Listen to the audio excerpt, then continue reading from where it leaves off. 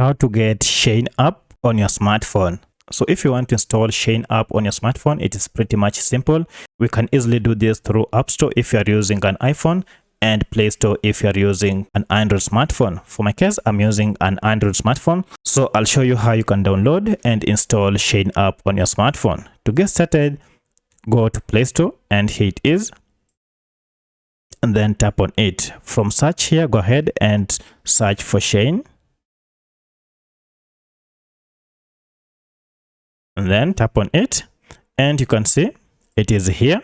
Currently, I already have Shein app installed on my smartphone, so I can only open it or update it if I so wish. So when you tap on download, it will go ahead and start downloading the app, and now you'll be able to get the app on your smartphone. Now once it has been downloaded, you'll be able to see your app here, and now if you go ahead and tap on it, you can now start using your Shein app for shopping. So that's how you download and install Shein app on your smartphone.